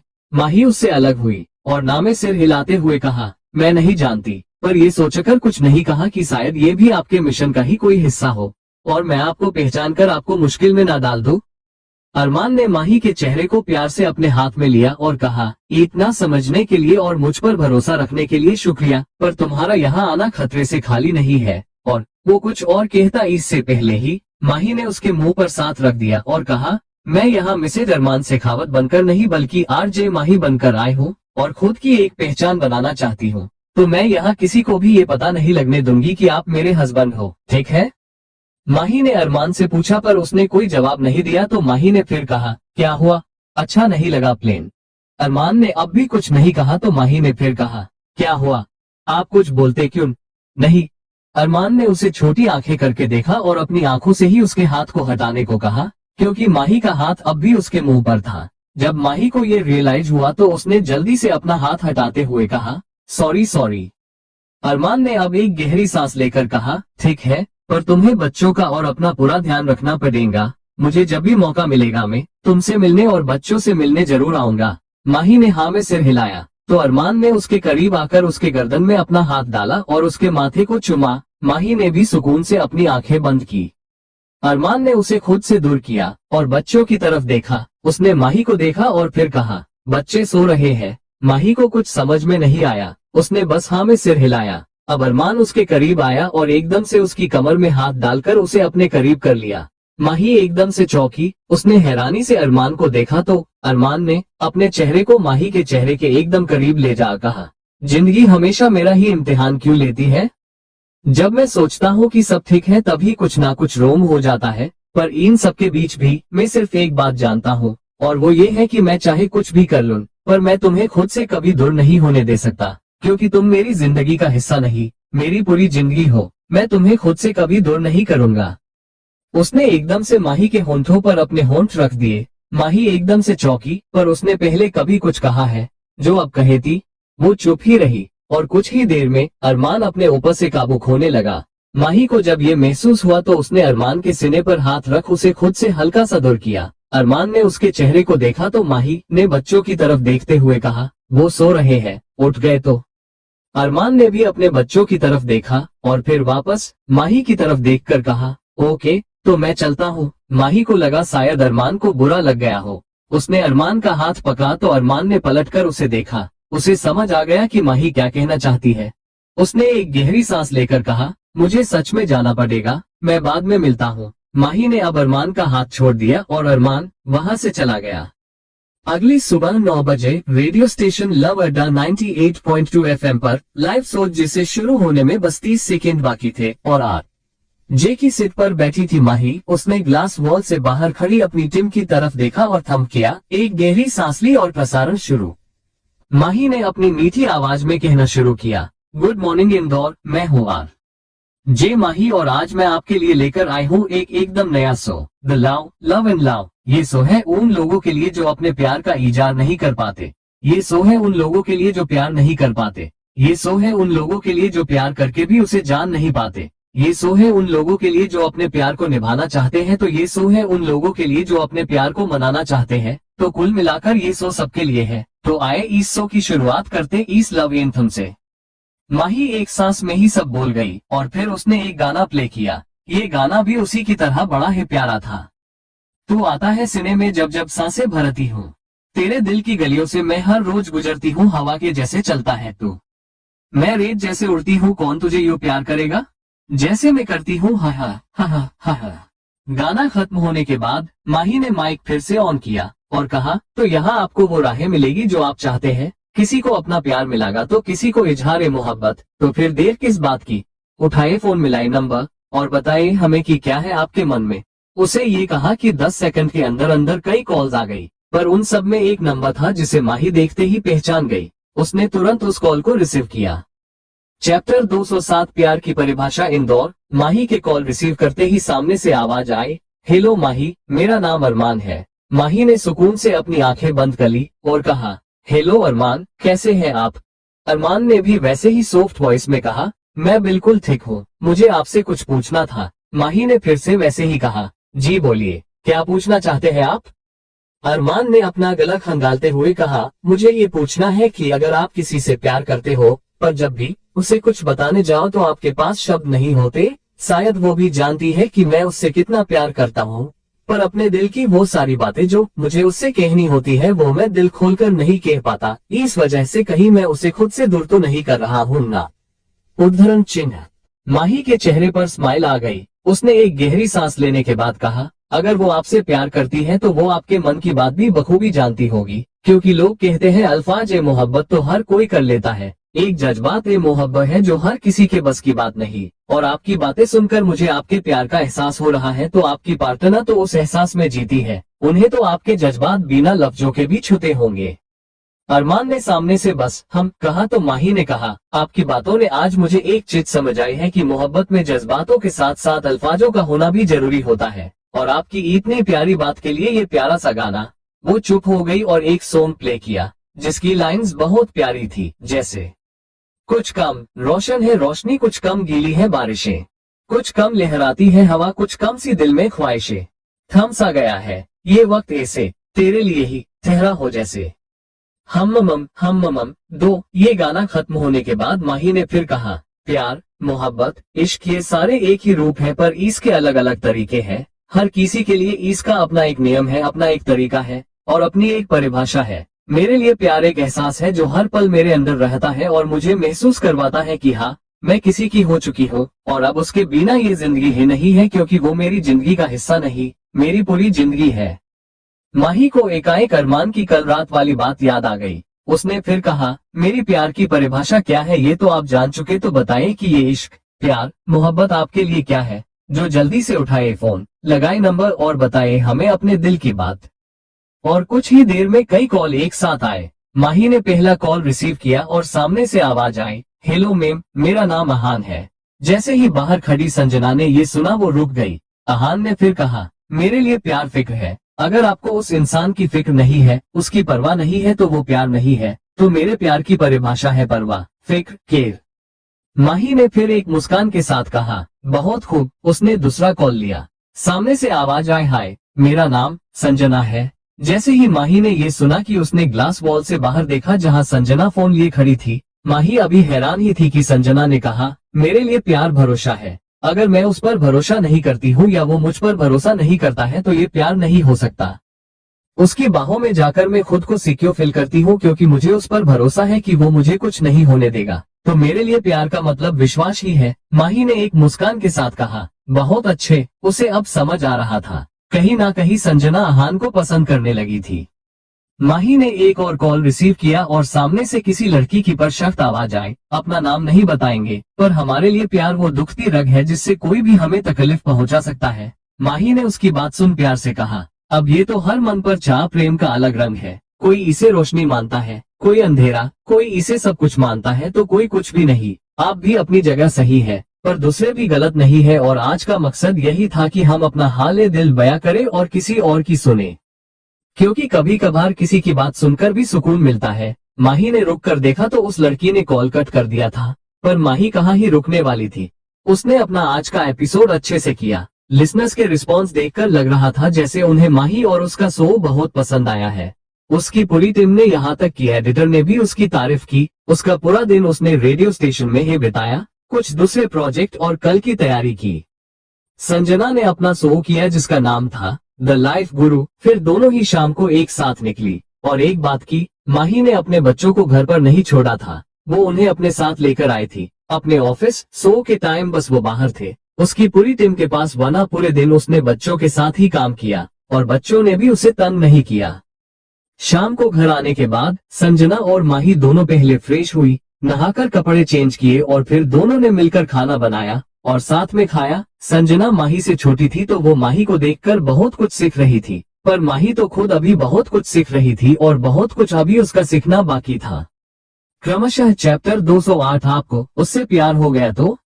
इंदौर, सुबह का वक्त, सुबह के करीब 7 बजे। संजना, माही और अहान दोनों को अपने साथ पार्क ले आई थी और माही के साथ बेबी स्ट्रोलर में आरोही और माहिर भी थे। माही को सुहब का ये खुशनुमा माहौल बहुत प्यारा लग रहा था।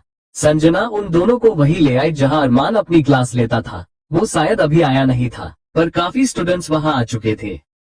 संजना ने अहान और माही को वही साइड में बेंच पर बैठने को कहा, क्योंकि वो दोनों भी अरमान को गिटार प्ले करते हुए देखना चाहते थे। तो दोनों ही वही बेंच पर बैठ गए और बच्चों के साथ खेलने लगे। दोनों का ध्यान बच्चों की तरफ था और इतने में वहां अरमान भी आ गया। उसने माही और अहान को शायद नहीं देखा था। वो आकर सीधा उस चेयर पर बैठा जो स्टूडेंट्स ने उसी के लिए लगाई थी। अरमान ने आते ही कहा, ओके, तो आज हम लोगों बिना बातें के सीधा प्रैक्टिस शुरू करेंगे। मैं आपको एक गाना दूंगा, साथ में गिटार ट्यू करूंगा, तो आप सब रेडी रहना। सबने ओके कहा तो अरमान ने गिटार ट्यू करना शुरू किया और ऐसा ही गाना चुना जो दिल को छू जाए। मैं जमीन तू आसमान, मैं दाग हूँ तू चांद सा, तू बारिश है मैं रेत हूँ, मैं धुन कोई तू राग सा, मेन्यू अपना बना ले मेरी हिरिये, मैं रेना है तेरा बनके, बुहे बारिया हाय बुहे बारिया, बुहे बारिया तेना लेकदा टपके तो आजा वी हवा बनके, बुहे बारिया हाय बुहे बारिया। अरमान ने सबको शुरू करने का इशारा किया तो सब अपनी अपनी प्रैक्टिस करने लगे, पर ज्यादातर लड़कियों का ध्यान प्रैक्टिस में कम और अरमान में ज्यादा था। पर अरमान का ध्यान बस अपने गिटार पर था। उसे पता नहीं था कि माही भी यही है, पर एक एहसास था उसके करीब होने का, और वो अपनी आंखें बंद किए माही को ही महसूस कर रहा था। और इसी ध्यान ने वो बिना कुछ सोचे समझे आगे गाना गाने लगा। छू लूं तुझे जैसे कोई चांद को छूना चाहे, चाहूं तुझे जैसे कोई बच्चा खिलौना चाहे, दो फिक्र की रात में तू, सुकून की नींद है पतझड़ के मौसम में तू, बारिश की पहली बूंद है निर्माने आज ईद तेरे वास्ते, आया है अता करके बुहे बारिया। और गाना खत्म करने के बाद उसने जैसे ही आंखें खोली कि उसकी नजर सब पर पड़ी। सब उसे हैरानी से देख रहे थे। अरमान को कुछ समझ नहीं आया। उसने चारों तरफ अपनी नजरें घुमाई और अब जाकर उसने माही और अहान को देखा जो बच्चों के साथ थे, और उसकी नजर वहीं रुक गई। पर तब उसका ध्यान उनसे हटा जब सबने मिलकर तालियां बजाए। अरमान ने एकदम से सबकी तरफ देखा। संजना ने खड़े होते हुए कहा, सच में सर, आपका तो कोई जवाब ही नहीं है, क्या कहे हम आपको। उसके पीछे एक एक कर सब अरमान की तारीफ करने लगे और सबके बाद रागिनी खड़ी हुई और उसने अरमान के पास आकर सीधा उसके गाल पर किस कर दिया। सबकी आंखें हैरानी से बड़ी हो गई और माही की छोटी। रागिनी ने बड़े ही एटीट्यूड के साथ कहा, ये जो आपने हमारा दिल खुश किया है उसका इनाम। उसने अपनी आई विंक की और वहां से चली गई। सब बस उसे देखते रह गए, पर अरमान की नजर उस पर नहीं माही पर थी जो एक टक उसे ही देख रही थी। वो कुछ कहने को हुआ कि माही ने अहान से कहा, अहान मुझे घर जाना है, क्या हम चल सकते हैं। अहान ने हाँ में सिर हिलाया और दोनों बेबी स्ट्रोलर लेकर जाने को हुए कि अरमान एकदम से भागकर दोनों के पास आया। उसने अहान को आवाज लगाते हुए कहा, अहान तुम यहाँ कैसे। अहान और माही दोनों ने अरमान की तरफ देखा और फिर अरमान ने माही की तरफ देखकर कहा, माही, संजना की फ्रेंड। माही ने हाँ में सिर हिलाया और इतने में संजना ने पीछे से आते हुए कहा, हाँ ये मेरे दोस्त ही है, ये आपको याद है अभी तक? अरमान ने हाँ में सिर हिलाया और दोनों बच्चों को देखा जो उसे देखकर खुश हो रहे थे। अरमान के चेहरे पर उन दोनों को ऐसे खुश होता देख ही मुस्कान आ गई। उसने स्ट्रोलर से माहिर को निकाला और उसे अपनी गोद में ले लिया। माहिर ने भी उसे पहचान ही लिया था। आखिर बाप जो था वो उसका। उसने एकदम से अरमान की गोद में ही उछाल लेकर उसके चेहरे को अपने हाथों में धर लिया और उसे गाल को बाइट करने की कोशिश करने लगा, पर उसके दांत नहीं थे, जिससे अरमान को सिर्फ गुदगुदी हो रही थी। उसने प्यार से माहिर के चेहरे को अपने आगे किया और उसका चेहरा चूम लिया। अहान को तो पता था कि माही अरमान की वाइफ है और ये बात अरमान ने खुद उसे बताई थी जब उसे पता चला था कि माही और अहान दोनों ही संजना के घर रहते हैं। पर संजना, जिसे इन सब के बारे में कुछ पता नहीं था, वो हैरानी से दोनों बाप बेटे को देख रही थी।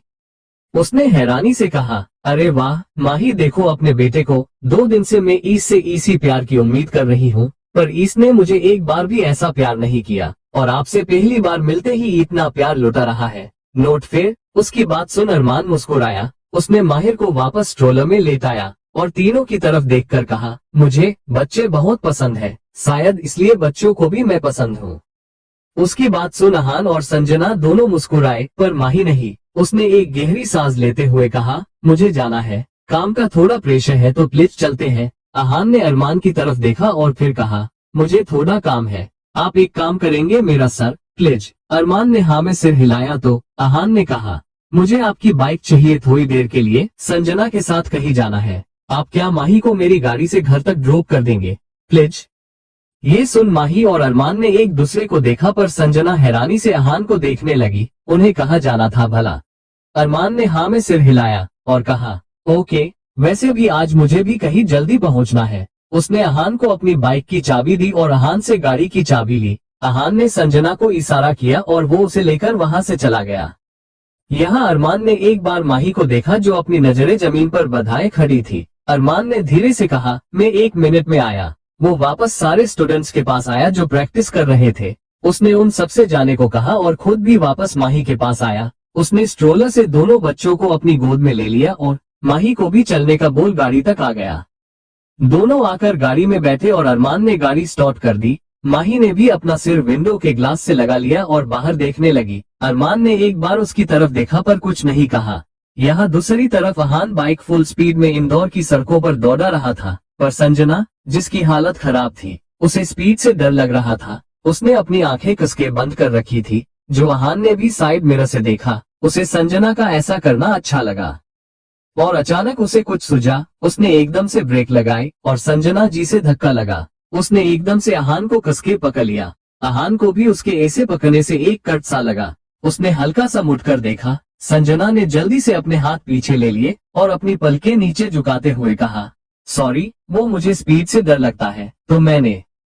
वो आगे कुछ कहती इससे पहले ही अहान ने उसके हाथों को पकड़ा और अपने सीने पर लपेटते हुए कहा, कसके पकड़ना, कहीं गिर ना जाओ। संजना बस उसे देखती ही रह गई और अहान ने वापस बाइक स्टार्ट कर दी। कुछ देर में दोनों एक फूड स्टॉल पर आकर रुके। संजना ने अहान को छोड़ा और उस तरफ देखते हुए कहा, हम यहाँ क्यों आए हैं? अहान ने बाइक साइड में लगाई और स्टॉल की तरफ जाते हुए कहा, सुना है इंदौर का पोहा बड़ा फेमस है, खाने का बड़ा मन था तो सोचा आज चख लेते हैं, पर अकेले आने का मन नहीं था तो तुम्हें साथ ले आया। आई होप तुम बुरा नहीं मानोगी, है ना? संजना ने जल्दी से कहा, नहीं नहीं, मैं बुरा क्यों मानूंगी भला, पर अगर आपको पोहा ही खाना था तो आप मुझसे बोल देते, आपको इंदौर का सबसे स्वादिष्ट पोहा खिलाती। अहान ने 2 प्लेट पोहा का ऑर्डर दिया और कहा, कोई बात नहीं, आज तो ऐसे ही चला लेता हूँ, पर अगली बार तुम मुझे पूरा इंदौर घुमाओगी भी और यहाँ की फेमस जगह और खाना खिलाओगी भी। संजना ने खुश होकर अपनी थंब दिखाते हुए कहा, डन। दोनों हंस दिए और इतने में दोनों का ऑर्डर भी आ गया, तो दोनों ही बातें करते करते पोहा का स्वाद भी लेने लगे। यहाँ दूसरी तरफ अरमान माही को संजना के घर ले जाने के बजाय कहीं और ही ले आया था। दोनों बच्चे गाड़ी में सो गए थे और अरमान और माही दोनों आकर की बोनट पर बैठे सामने देख रहे थे। दोनों एकदम शांत लग रहे थे। कोई किसी से कुछ नहीं कह रहा था, पर दोनों की धड़कनें शोर कर रही थी। माही ने अब तक अरमान से कुछ नहीं कहा था, पर अरमान ने खुद ही कहना शुरू किया, कांची, जिसे तुम अपनी बड़ी बहन नहीं अपनी मौम मानती हो, वो मेरे लिए भी वही दर्जा रखती है जो दर्जा तुम्हारे दिल में उसके लिए है। वो मेरी बहन जैसी नहीं, मेरी बहन ही है, और जब बहन को तकलीफ हो तो भाई भला चुप कैसे रहे। अरमान ने पहले उसे जो कांची और आरव के बीच हुआ वो सब बताया, उसके बाद जिस वजह से हुआ वो बताया, और फिर वो जिस कारण इंदौर आया है वो बताया। वो कुछ देर के लिए चुप रहा और फिर उसने कहा, मैंने यहाँ आने से पहले रागिनी की सारी इन्फॉर्मेशन निकाल ली थी। वो बीन मौ की बेटी है। मौ के जाने के बाद उसके बाप ने उसे एक लड़की की तरह नहीं बल्कि अपना बेटा, एक वारिस बनाकर पाला। उसे निर्दय, स्वार्थी, गुस्सेल बनाया। पर वो ये भूल गया कि रागिनी है तो एक लड़की ही, उसका भी एक मन है जो ऊपर से भले लड़के जैसा है पर है वो एक लड़की ही, जिसे अपना प्यार चाहिए, जिसे एक लड़की वाली जिंदगी चाहिए। पर मैं जानता हूँ कि वो इन सब के लायक नहीं है। भले ही उसने ये सब अपने बाप की वजह से किया है, पर भूमि भी तो ऐसे लोगों के बीच रहकर भी पवित्र और कोमल थी ना। और यही एक बात थी जिसने मुझे मजबूत किया इस बात को लेकर कि जो कुछ भी मैं रागिनी के साथ कर रहा हूँ वो गलत नहीं है। पहले दिन से ही वो मुझे पसंद करती है, ये बात मुझे अच्छे से पता थी, पर मैं अनजान बना रहा क्योंकि मैं चाहता था कि वो मुझे और जानने की कोशिश करे, मेरे करीब आए, और ये हो भी रहा था। उसने मुझे पार्टी में बुलाया तब मैं अपने प्लेन को लेकर रेडी था, पर तुम्हें वहां देखकर मैं हैरान रह गया और कुछ देर के लिए मैं तुम्हारी वजह से भटक गया, पर तुम्हारे जाने के बाद मैंने अपने काम को अंजाम दिया। वो जो ड्रग्स मुझे देने के लिए लाई थी मैंने वो उसे ही पिला दी, पर उसका फायदा उठाए बिना उसकी हेल्प भी की और डॉक्टर को भी बुलाया, और इतना काफी था कि वो मुझ पर भरोसा करने लगे। कल रेडियो स्टेशन पर मैंने फोन लगाकर जो बात कही वो तुम्हारे लिए ही थी, पर नाम ना लेने की वजह से उसने वो बात अपने ऊपर ले ली, और अब उसे लगने लगा है कि मैं भी मन में उसे पसंद करने लगा हूँ, और वो तो मुझे पसंद करती ही है, ये बात मुझे पता है। अब मुझे बस उस दिन का इंतजार है जब वो मुझे खुद आकर अपने दिल की बात कहेगी, और वो दिन आखिरी दिन होगा उसके साम्राज्य का, क्योंकि उसके बाद रागिनी की डोर मेरे हाथों में होगी। माही ने अरमान की सारी बातें पूरे ध्यान से चुपचाप सुनी, और अब उसने बस एक सवाल किया, और अगर उसके दिल की बात जुबान पर लाते लाते आपको उससे प्यार हो गया तो? चैप्टर 209 आप मुझसे प्यार क्यों करते हैं, इंदौर? माही की बात सुन अरमान ने बिना किसी भाव के कहा, मैं कोई 19-20 साल का टीनेजर नहीं हूँ जो किसी भी अट्रैक्शन को प्यार समझ बैठूं, और ना ही मेरा दिल इतना कमजोर है कि किसी पर भी आ जाए। वो लड़की सिर्फ मेरा मकसद है और कुछ नहीं। माही ने अरमान से कुछ नहीं कहा, वो सामने देखने लगी और एक खोए हुए स्वर में कहा, पर फीलिंग्स तो फीलिंग्स होती है ना, वो तो दिल से होती है। इंसान अच्छा हो या बुरा, प्यार करने का हक तो सबका होता है ना। और अगर रागिनी आपसे प्यार करती है तो आप उसे धोखा देकर उससे भी बड़ा गुनाह कर रहे हैं। अरमान ने ये सुनकर माही को एकदम से अपनी तरफ घुमाया और कहा, मेरा प्यार इतना कमजोर नहीं है माही जो एक मकसद के लिए तुम्हें धोखा दे दे। मेरा दिल जानता है कि इसने कितना कुछ सहा है तुम्हें पाने के लिए। 3 साल का इंतजार छोटा नहीं होता माही, पर मैं तुम्हारे लिए पूरी जिंदगी इंतजार में बिता सकता हूँ। मैं प्यार करता हूँ तुमसे, और इसके दो जिते जागते सबूत है तुम्हारे पास। मेरे बच्चे, जिनकी मौत के रूप में, अपनी बीवी के रूप में मैंने सिर्फ तुम्हें देखा है। मैं सिर्फ तुमसे प्यार करता हूँ और अपनी आखिरी सांस तक करता रहूंगा। और रही बात फीलिंग्स की, तो मैं एक पुलिस ऑफिसर भी हूँ और अपने काम को मैं दिल से करता हूँ, पर दिल लगाकर नहीं। मेरे काम में सिर्फ दिमाग लगाना पड़ता है, जो मैं लगा रहा हूँ। उन मासूम लोगों की मौत की सजा तो मैं रागिनी को दिलाकर ही रहूंगा, चाहे उसके लिए मुझे कुछ भी करना पड़े। उसे उन लोगों की बद्दुआ तो लगेगी ही, वो मासूम बच्चे जो उसकी वजह से अनाथ हो गए, वो औरतें जो विधवा हो गई, और कई बेगुनाह लोग जिन्हें उसकी वजह से अपनी जान गंवानी पड़ी है। अरमान अब गुस्से में लग रहा था और माही ने भी ये महसूस किया। उसने अपना हाथ अरमान के हाथ पर रखा और कहा, एक बात पूछूं? अरमान ने सामने देखते हुए ही बस हम कहा। तो माही ने अरमान के हाथ को अपने दोनों हाथों में लेते हुए कहा, आप मुझसे प्यार क्यों करते हैं? उसका सवाल सुन अरमान ने झटके के साथ उसकी तरफ देखा। उसे समझ में आ रहा था कि माही क्या कहना चाहती थी। उसने अपना हाथ माही के हाथ में खींच लिया, पर माही शायद आज जवाब चाहती ही थी। उसने फिर वैसे ही कहा, मैंने तो आपको ये तक नहीं बताया कि मुझे कैंसर है। आपसे मिली एक चोर के रूप में, शायद बहुत बार आपकी फीलिंग्स को समझे बगैर आपसे बस दूर भागती रही, आप पर जानबूझकर अगल इल्जाम लगाए ताकि आप मुझसे दूर हो जाए। पर आपने ना तब मेरा साथ छोड़ा और ना अब मेरी जगह किसी को देखा। क्यों? कितना प्यार करते हैं आप मुझसे? ऐसा क्या है मुझ में जो सिर्फ मुझे चुना आपने? माही एकटक अरमान को देखकर ये बोल रही थी। अरमान ने उसकी इतनी बातें सुनने के बाद गाड़ी की बोनट से नीचे उतरते हुए कहा, हमें चलना चाहिए, मुझे काम है दूसरे। वो जाने को हुआ कि माही ने उसका हाथ पकड़कर रोकते हुए कहा, एक मर्द को अपनी बीवी में जो चीजें चाहिए होती हैं वो कुछ भी नहीं थी मुझ में, फिर भी आपने मुझे क्यों चुना? अरमान ने अब पलटकर उसे देखा। उसने माही को खींचकर नीचे उतारा। माही गिरने को हुई कि अरमान ने उसे संभाल लिया। उसने माही की आंखों में देखते हुए अपनी गहरी आवाज में कहा, मुझे सिर्फ इतना पता है कि मेरी जिंदगी में मेरे हमसफर के रूप में मैंने सिर्फ एक लड़की को देखा है और हमेशा वही रहेगी इस जगह पर, माहिरा अरमान शेखावत, और कोई नहीं। इसके अलावा मैं तुम्हें कुछ नहीं बता सकता। उसने माही का हाथ पकड़कर उसे गाड़ी में बैठाया और खुद भी आकर ड्राइविंग सीट पर बैठा। बच्चे पीछे आराम से सो रहा थे। अरमान ने गाड़ी स्टार्ट की और संजना के घर की तरफ चल पड़ा। यहाँ दूसरी तरफ संजन और अहान भी फ्री हो चुके थे। दोनों घर के लिए निकल ही रहे थे कि अहान का फोन बजा। उसने देखा तो आर्यन कॉल कर रहा था। उसने संजना को 1 मिनट में आने का बोला और साइड में जाकर आर्यन से बात करने लगा। कुछ देर बाद जब वो बात करके संजना के पास आया तो उसके चेहरे पर एक बड़ी सी स्माइल थी। संजना ने उसे ऐसे खुश देखकर पूछा, क्या हुआ, बड़े हैप्पी हो गए हो? अहान ने एकदम से संजना को गले लगा लिया। संजना एकदम से घबरा गई। मतलब उसने अहान से ये एक्सपेक्ट नहीं किया था। वो एकदम सीधी खड़ी हो गई थी और अहान ने उसे गले लगाए हुए ही कहा, मैं बहुत खुश हूँ आज। मुझे जो खबर मिली है वो सुनकर तो तुम भी खुश हो जाओगी। अहान ने ये ध्यान ही नहीं दिया कि संजना असहज हो रही है। उसने संजना से अलग होकर वैसे ही खुश होते हुए कहा, मेरा प्रमोशन हो चुका है, अब मैं खुद किसी भी केस को लीड कर सकता हूँ। संजना ने ये सुनकर खुद को अंदर से ठीक करते हुए कहा, ओह दैट्स ग्रेट, सुनकर अच्छा लगा, कांग्रेट्स। अहान ने हाँ में सिर हिलाते हुए थैंक यू कहा और फिर कहा, तुम्हें पता है मेरे सर ने खुद कहा है कि मैं मुंबई आ जाऊं, वो मुझे केस देंगे सॉल्व करने के लिए जिसमें लीड में रहूंगा। संजना खुश थी, पर जैसे ही उसने अहान के मुंबई जाने वाली बात सुनी वो थोड़ा दुखी हो गई। पर अपने गम को चेहरे पर ना लाते हुए ही एक फीकी मुस्कान के साथ संजना ने पूछा, तो कब जा रहे हैं आप मुंबई? अहान ने फिर वैसे ही कहा, कल या परसों, क्योंकि यहाँ मुझे जिस काम से भेजा था वो कोई और करेगा अब। संजना अब एकदम सेठ हो गई। उसने कहा, इसका मतलब कल या परसों तुम चले जाओगे? अहान ने उसे समझे बगैर ही हाँ में गर्दन हिलाई। अब बेचारी संजना क्या ही कहती। अहान ने वापस अब संजना से कहा, संजना 2 दिन में तो मैं चला ही जाऊंगा, तो तुम ये 2 दिन मुझे पूरा इंदौर घुमागी? जैसे कि हमने कहा, यहाँ की जगह, यहाँ का खाना, सबके मजे लेंगे। संजना कुछ कहने को हुई तो अहान ने एकदम से उसका हाथ पकड़ और उसे बाइक पर बिठाया। संजना है हैरानी से कहा, अरे कहाँ जा रहे हैं हम? अहान ने पीछे मुड़कर उसे देखा कर कहा, मैं टाइम नहीं बर्बाद करता, आज ही इंदौर घूमते हैं। वो फिर बाइक स्टार्ट करने को हुआ कि संजना ने कहा, पर इन कपड़ों में?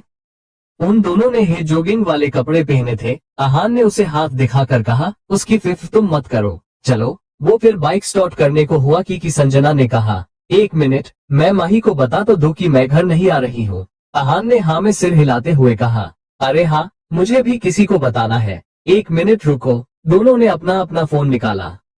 यहाँ दूसरी तरफ अरमान और माही घर पहुंच चुके थे। दोनों ने बच्चों को कमरे में सुलाया और कमरे से बाहर निकले ही थे कि दोनों के फोन पर नोटिफिकेशन आए। दोनों ने ही देखा तो माही को संजना का मैसेज था कि वो अभी घर नहीं आ रही है, काम आ गया है और शाम को भी लेट हो सकता है, तो फिक्र मत करना।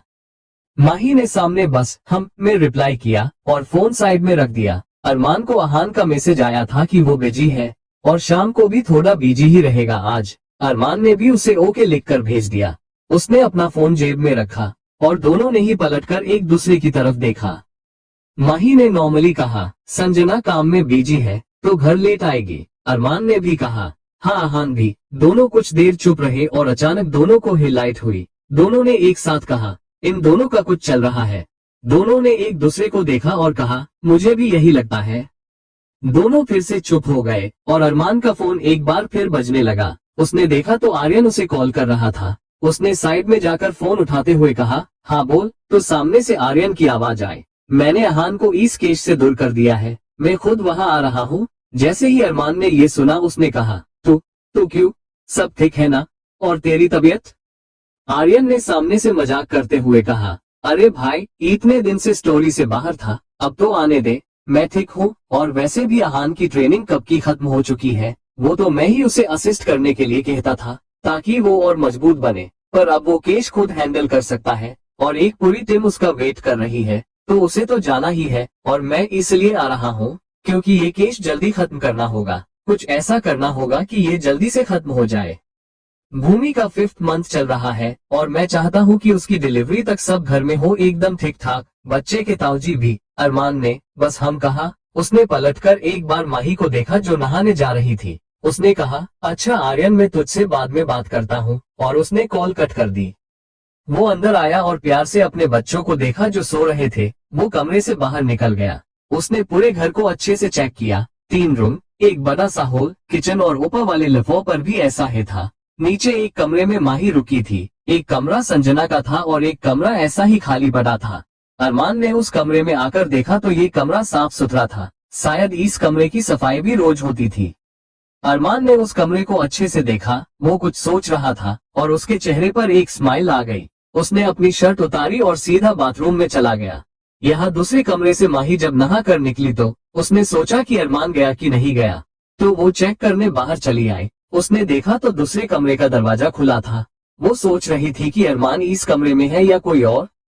वो कमरे की तरफ बढ़ गई। उसने देखा तो कमरे में कोई नहीं था। माही को ये अजीब लगा। उसने चारों तरफ देखा और उसे बेड पर अरमान की शर्ट दिखी। उसे समझ नहीं आया कि यहाँ शर्ट रखकर अरमान गया कहाँ।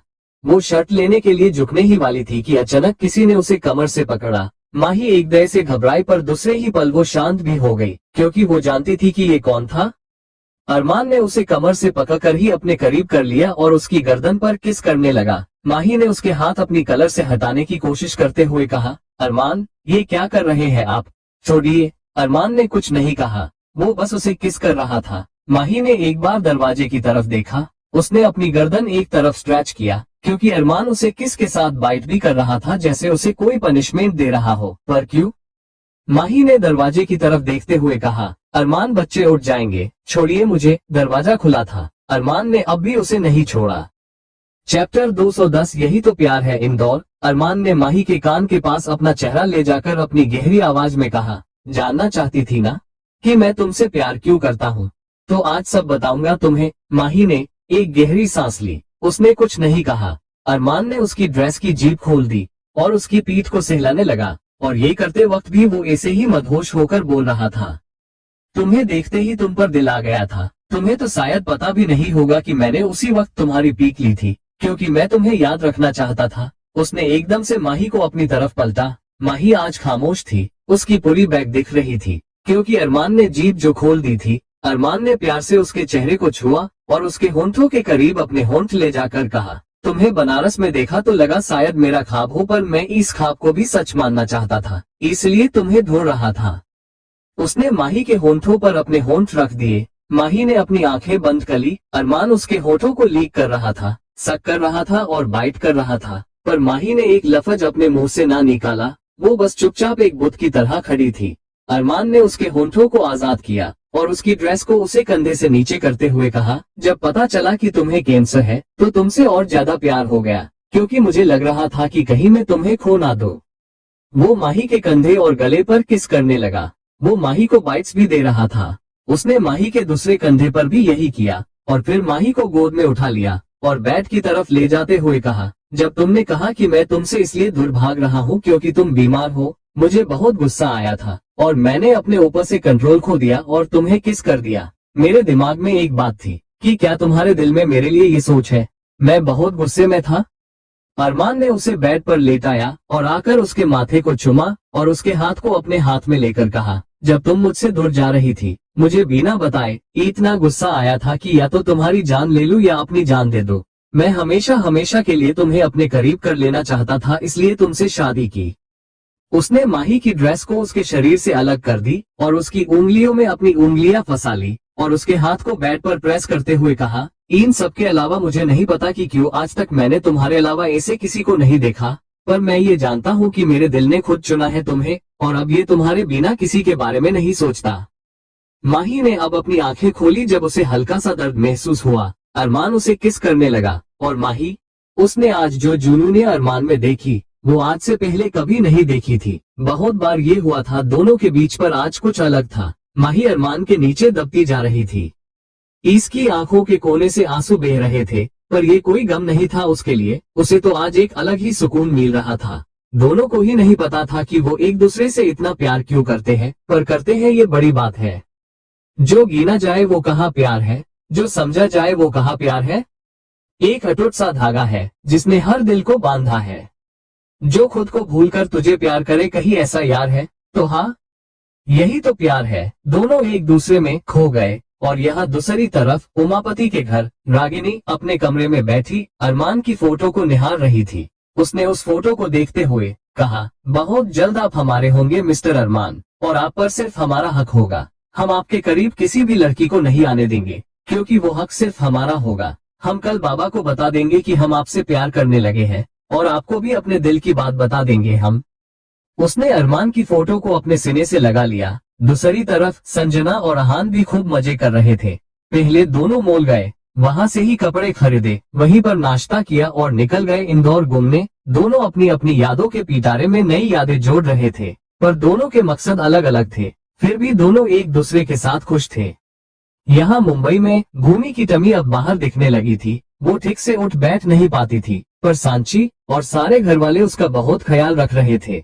अभी आर्यन और भूमि दोनों मिलकर आर्यन का बैग तैयार कर रहे थे, क्योंकि आर्यन भी इंदौर जा रहा था। आज भूमि को सुबह से पानीपुरी खाने का मन था, पर सब इतने बिजी थे कि उसने किसी से ये कहा ही नहीं। दोनों ने मिलकर बैग पैक किया, और भूमि को अब छोटे छोटे कामों के बाद भी थकान लगती थी, तो वो बेड पर पैर फैलाकर बैठ गई और अपनी आंखें बंद डाली। और अचानक एकदम से उसने अपने पेट पर हाथ रखा और आंखें जो उसने बंद की हुई थी वो खोल दी। आर्यन ने उसे ऐसे देखा तो उसके पास आया। उसने भूमि का हाथ पकड़ा और कहा, क्या हुआ, तुम ठीक हो? भूमि की आंखें हैरानी से बड़ी हो गई थी। उसने जल्दी से आर्यन का हाथ लेकर अपने पेट पर रखा। आर्यन को कुछ समझ नहीं आया। उसने असमंजस में भूमि को देखा और अचानक उसे भी कुछ महसूस हुआ। उसकी आंखें पहले हैरानी से बड़ी हो गई और अगले ही पल उसके चेहरे पर खुशी थी। उसने खुश होते हुए कहा, ये तो लात मार रहा है। भूमि ने भी खुशी से हाँ में सिर हिलाया, क्योंकि आज उसके पेट में पल रहे बच्चे की हरकतें उसे बाहर महसूस हो रही थी। चैप्टर 211 माहिर नाम क्या रख दिया। इंदौर शाम होने को थी। अरमान अभी भी सो रहा था, और जब उसकी आंख खुली तो उसने देखा माही उसके पास नहीं थी। वो उठा, खुद को ठीक किया और कमरे से बाहर निकल गया। उसने दूसरे कमरे में जाकर देखा तो माही बच्चों के साथ खेल रही थी। दोनों बच्चे बेड पर लेटे हुए थे और माही उनसे बातें कर रही थी, जिस पर बच्चे भी खिलखिला रहे थे।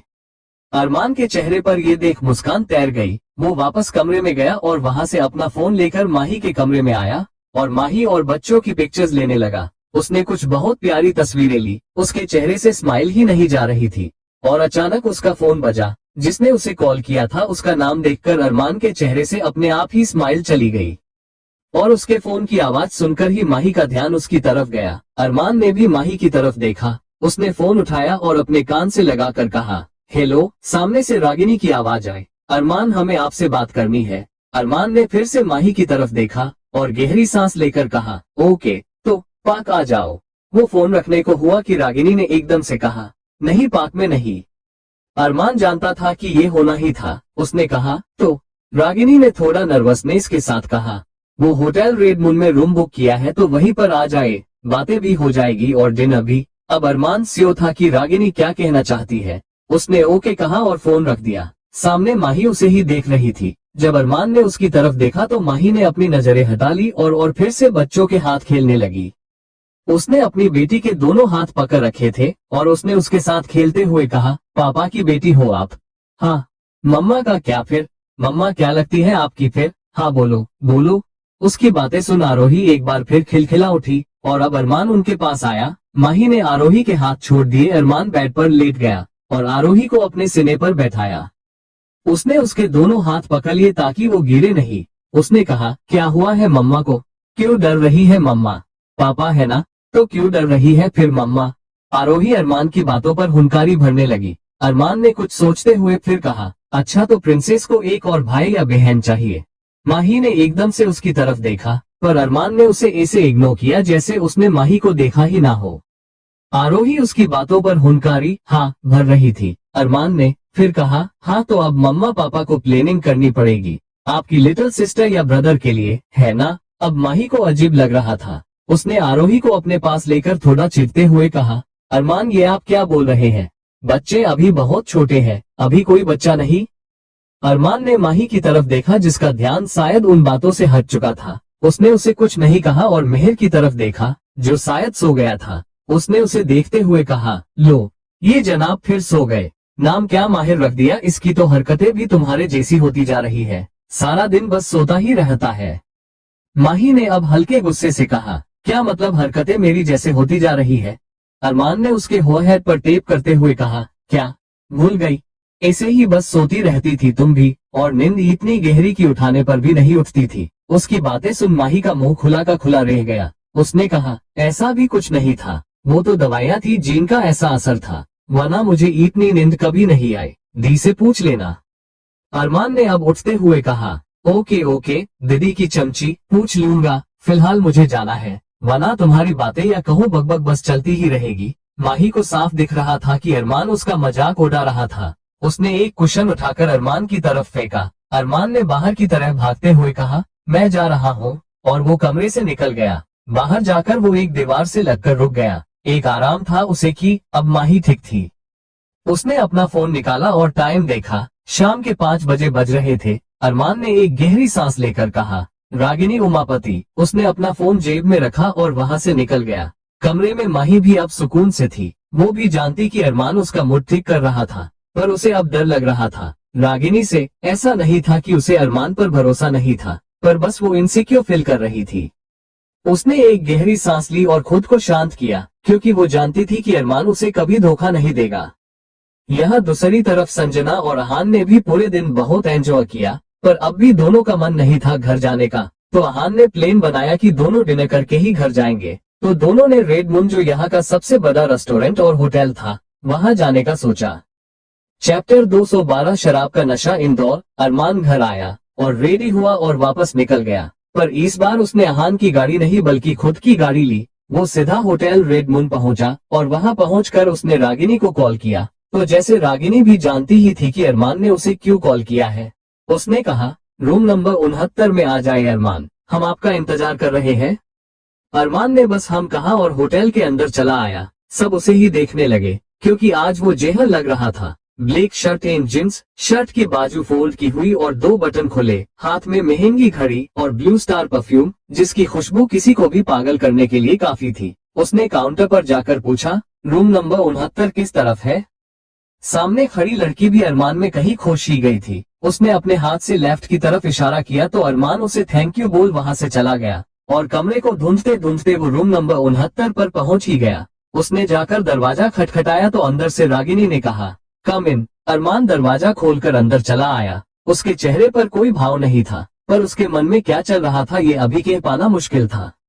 वो अंदर गया तो रूम एकदम क्लीन और बहुत अच्छे से डेकोरेट किया हुआ था। उसने कमरे में इधर उधर देखा, पर रागिनी उसे